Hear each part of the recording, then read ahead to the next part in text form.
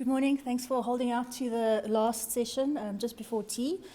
So this morning I'm going to be talking about best practice transdisciplinary mitigation approaches to human-elephant conflict, from overpopulation to individual animals. So it's quite a mouthful. Okay, so we know that with increasing human populations and local elephant densities, human-elephant conflict is increasing. It's an increasingly globally widespread phenomenon, and it has a number of consequences that vary from mild to extreme, with obviously direct and indirect impacts, and obviously very significant consequences for both humans and elephants. In South Africa, all elephant populations are fenced in. It just depends on the size of the reserve. We have a couple of transfrontier populations that can cross to different parks, but essentially they're all managed within the fence. So fences are common within our protected area landscape.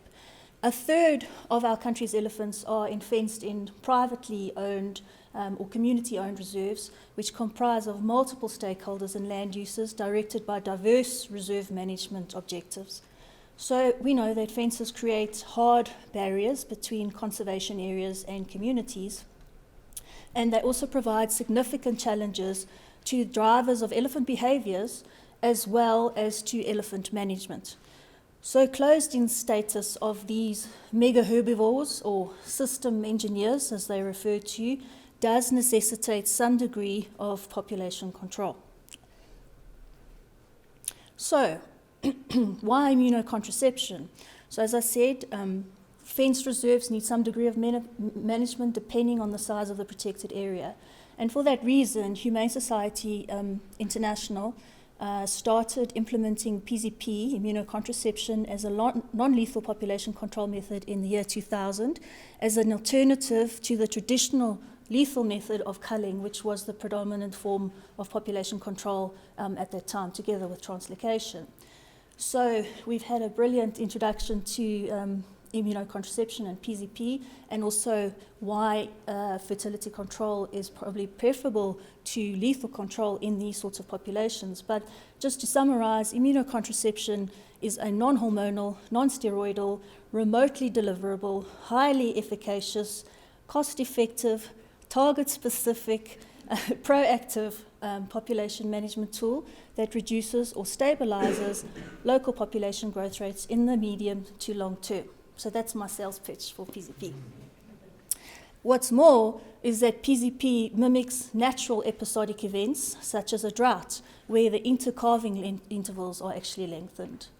So where we are today is that we have approximately 900 females, individual female elephants, on 28 reserves across South Africa on treatment, and this spans 22 years of treatment. So today's presentation, I'm not going to be talking about how we do it and if it works. It works. We have been able to reduce or stabilize growth in these populations where we've seen eruptive growth as high as 17% and reduce it to between 1 and 3%.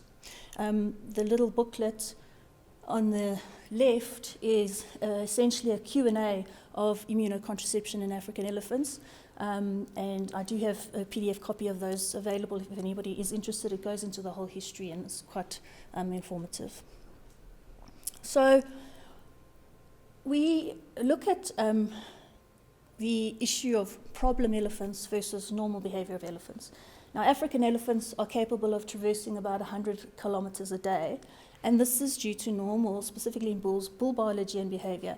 So bulls disperse from their natal herd and their home range at about 12 to 15 years of age, and then they form bull areas, and they come into must, and it's at that point where they actively go out in search of females for mating opportunities.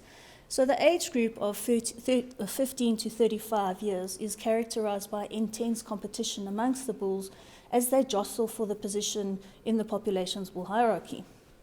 So the competition and search for females causes bulls to disperse, and this then increases an opportunity to encounter and breach fences, and therefore obviously an increase in potential human-elephant conflict.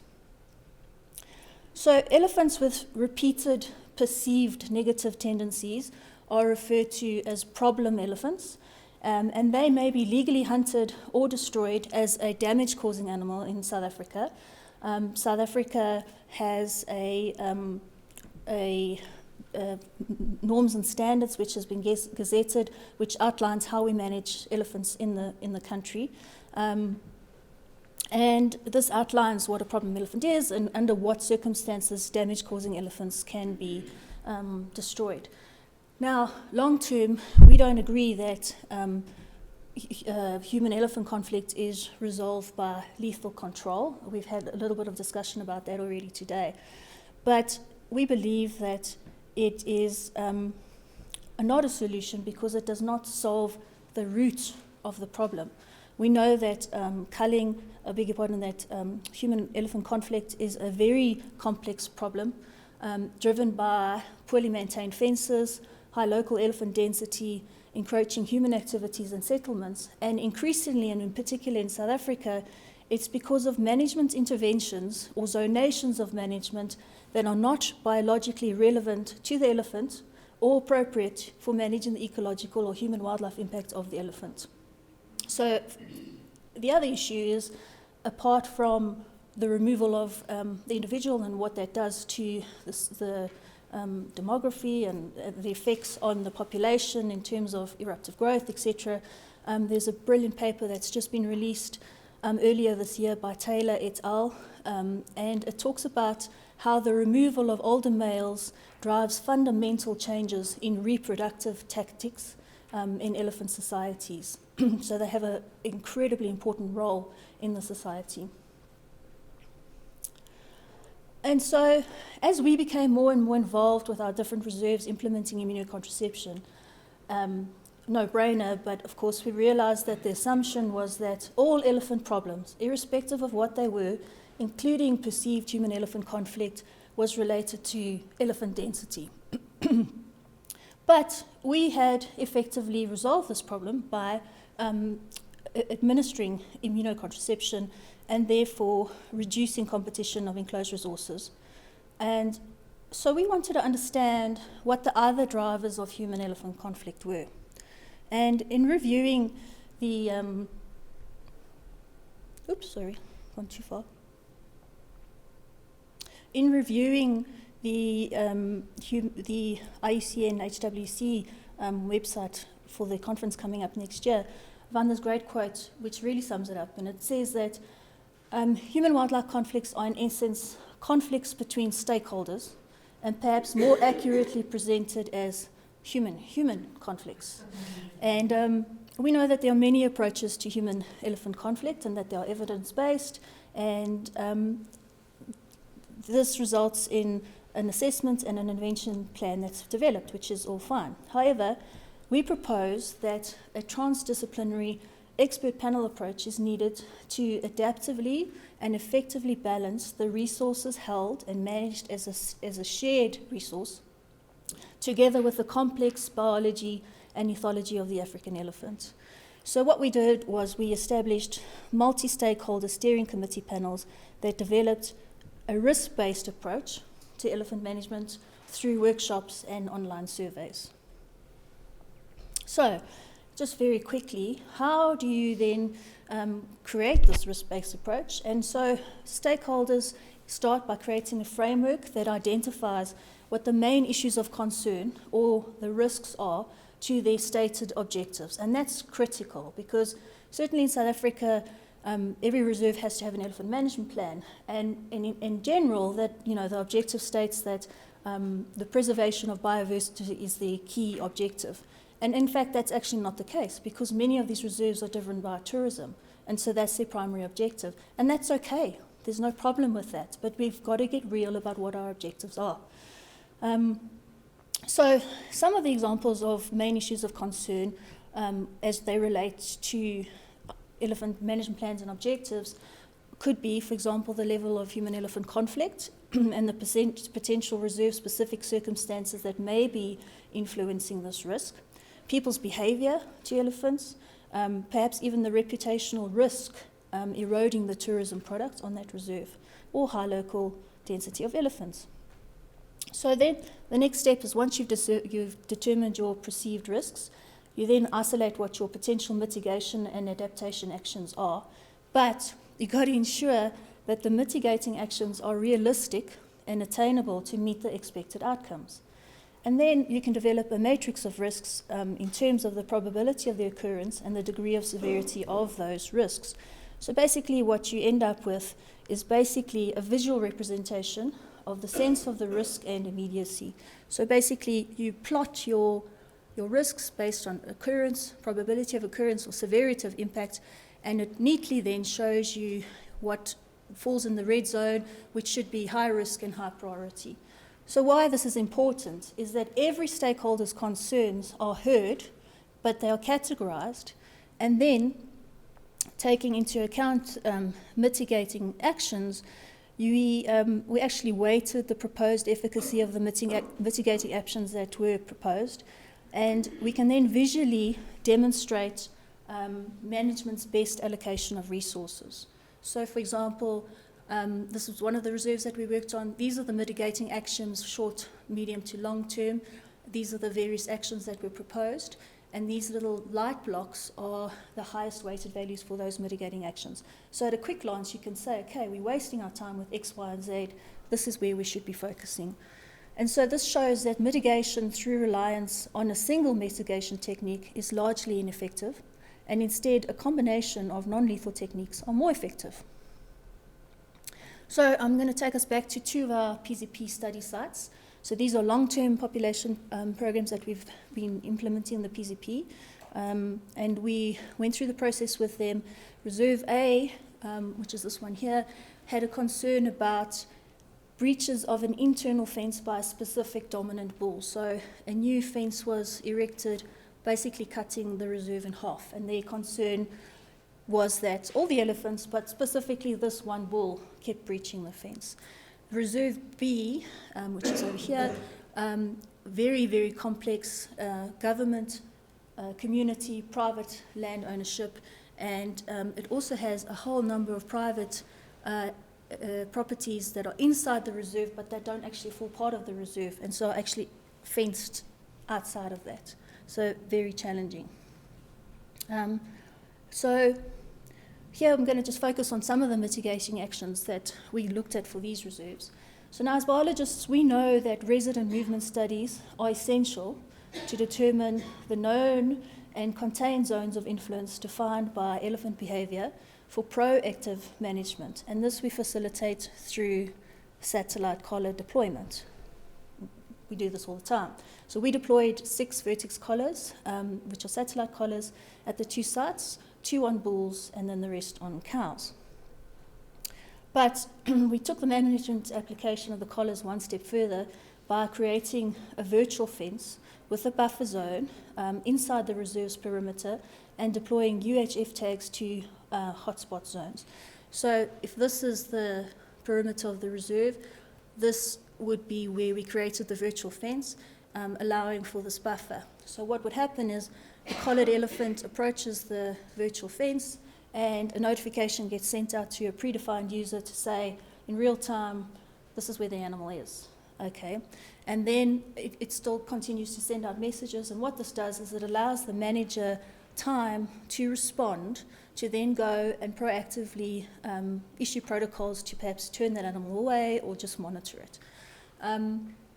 We also deployed these UHF tags. So what that does is when the animal approaches those tags, it ups the frequency of the messages in real time, and it's just a more real-time method of telling you what's going on. And so using those together with traditional methods, we know that elephants are highly adaptable and they're rapidly habituated to empty threats, deterrent methods, so those which scare but do not necessarily cause physical harm or distress. So the effectiveness of any traditional method is therefore reduced once elephants are exposed to them multiple times, and thus we examined more sensory methods. We looked at a beehive fence comprising of 20 occupied hives that were suspended at different at intervals and connected by a swinging rope. So basically, when the elephant touches the hide or touches the rope, it swings, it disturbs the bees, and the bees come out. And then there's a consequence. So this obviously speaks to an association that causes a physical distress or harm. And so we specifically put the beehive fences along this section of the fence, which was another area of hotspot for this particular bull. And what we saw was that using a combination of satellite collars and non-lethal techniques, we were able to be proactive in managing the conflict, which in our case was breaching the fence. So here, this is the dominant bull. His name is Riff Raff. He's moved away from hotspot areas using a drone. It's been tried and tested before. But we noted that the drone sounds very similar to swarming bees. And as I showed, we have evidence to demonstrate that once the hives went up, this bull, Riff Raff, did not breach that section of the fence. And so therefore the combination of the negative association of the bees and the bee stings, together with the drone, was effective in turning this big, huge 45-year-old bull away from our fences or our hotspot zones, and therefore prevents a breaching incident.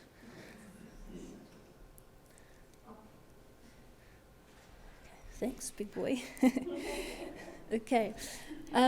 We then looked at a much more innovative model, and that was tusk bracing. So it's not removal of tusks, but it's a innovative method that reaffirms the negative association of an electric fence. So basically, it's a wire that is fitted to the tusk, and so when the elephant fiddles with the electric fence, it receives a shock. So this shouldn't be a surprise, because that's how we maintain elephants in our game reserves anyway, is that they receive a shock from the electric fence. But this is specific to elephant bulls that use their tusks to actually snap the wires.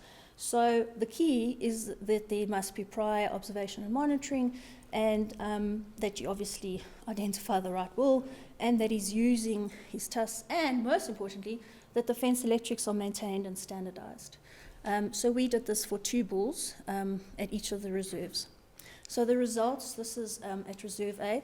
So this was this bull's movements. Even with this exclusion fence in the middle, he frequently breached and went into that northern area. And afterwards, once we had tusk braced, we see that there were only 2 excursions into that area. So it was very, very effective. But what happened was that boys will be boys, and unfortunately, Riff Raff and one of the other dominant bulls called Charles had a huge fight, and both of those bulls actually broke their tusks. We were able to determine this again because of the complex satellite data, and we found the sort of fight club scene, which was quite impressive. But if I take you back to the slide, what that meant was that the tusk wiring was rendered ineffective, but what we realized was that these breaches were correlating with the bull's must period, or I beg your pardon, non-must period. And so that was when he was going back to his bull area, which was his preferred area, which unfortunately for him happened to be on the other side of that fence. So this is a challenge, because irrespective of the action, it goes against the biological driver of that elephant to move to that area. Okay, nearly done. For the Reserve B, again, these are just the movements plotted before the tusk bracing, and this spanned a 5-month period. Once the tusk bracing was done, unfortunately, we saw actually quite a shift in the position of the bull, and we actually saw new areas where the breaching occurred. And so we realized that what happened was that management didn't take into account the seasonal effects of the elephant's range use. And so they were only concentrating on areas that were weak or hotspots on that original range use area. And they only could do that because the tusk bracing happened at the same time as the collar deployment. So we didn't have any prior knowledge. And also we found that managers and landowners were not effective in standardizing electric fencing throughout the reserve, and there were periods where electrification was actually absent. So of course, the tusk bracing did not work. And unfortunately, the reserve opted to destroy that bull in September of last year. So, in conclusion, stakeholder and expert engagement provide a clear understanding of the relationship between differential drivers of risk and of incidents and the potential for specific interventions to mitigate such risks. Problem behaviours, in inverted commas, including crop raiding or fence breaching, are primarily done by individual elephants, and it's not simply generic elephant behavioural ecology. And in a South African context, what we see is that problem bulls, again in inverted commas, are often a product of their environment. These bulls are critical to the social fabric of the bull hierarchy, demography, reproductive success of the population, and therefore individual action is warranted within these reserves, which have small numbers of bulls. Also noting that in one province alone, between 50 and 70 damage-causing animal permits a year are issued. Immunocontraception is a medium to long-term strategy to reduce local population densities and thus potentially reduce human-elephant conflict. And non-lethal techniques facilitate the management of and successfully mitigate or reduce human-elephant conflict from an individual to a local population scale, particularly for fence breaching activities. But the key is that there has to be stakeholder engagement, but this engagement must show commitment and accountability. The identification of the main issues of risk are important, and there must be a realistic management of the resources relevant to the biological needs of the elephant. So thank you very much to Pathways. It's been an incredible conference and I've learned so much. And thank you to Botstiber for facilitating and having me here today.